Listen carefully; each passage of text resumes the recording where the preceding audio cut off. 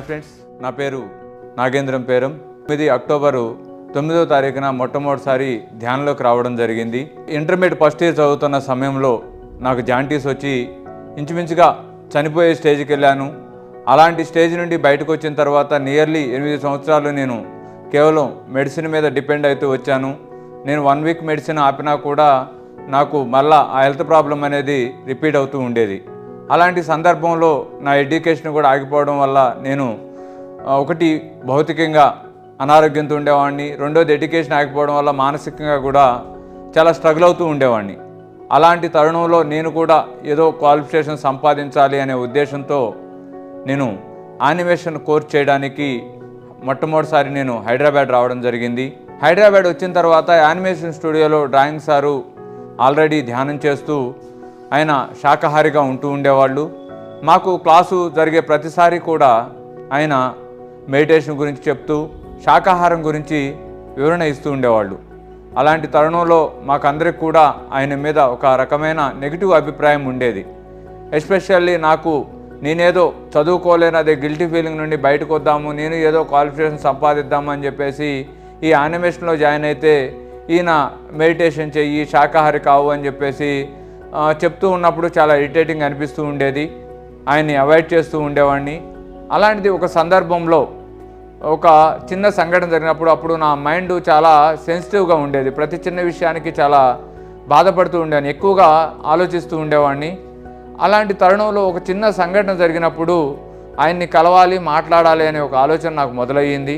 ఆయన వెళ్ళి కలిసినప్పుడు మాట్లాడినప్పుడు ఆయన చాలా ఎమోషనల్గా ఫీల్ అవుతూ, ఇంత చిన్న విషయానికి నువ్వు ఎంత బాధపడుతున్నావు, ఒక కోడిని కానీ మేకని కానీ కోస్తున్నప్పుడు చూడు, దానిలో నిన్ను ఊహించుకో, లేకపోతే నీకు ఇష్టమైన నన్ను ఊహించుకో అని చెప్పేసి చెప్పడం జరిగింది.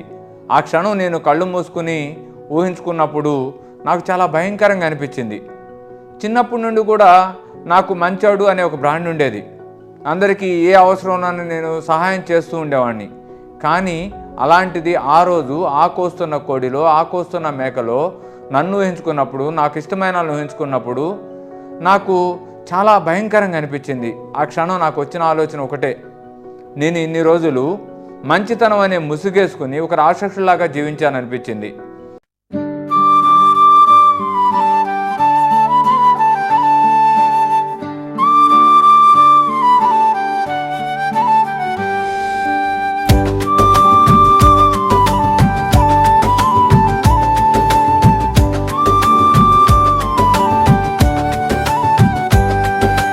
గురుస్థాన్ వెలిసేనే వెలుగునిచ్చే దీపమై,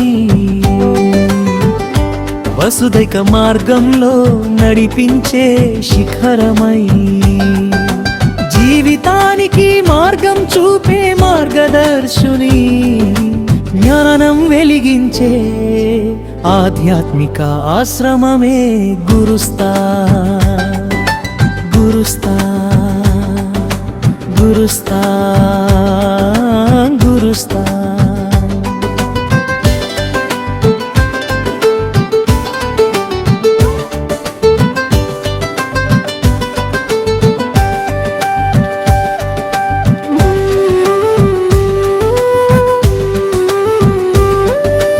అన్నమందించి ఆకలి తీర్చే చెట్టు, నలుగురికి నీడనిచ్చే కల్పవృక్షమయ్యే,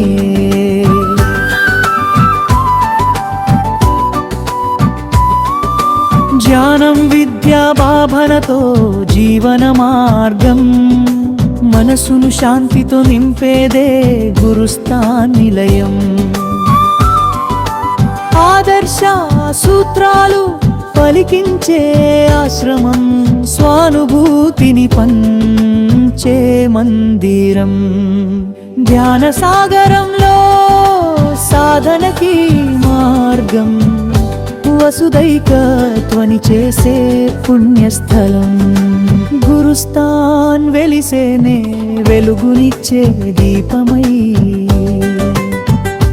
వసుదైక మార్గంలో నడిపించే శిఖరమై.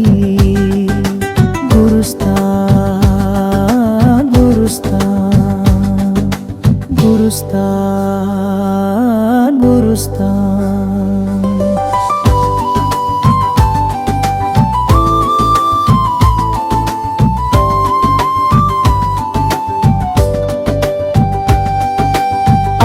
సూత్రాలు పలికించే ఆశ్రమం, స్వానుభూతిని పంచే మందిరం.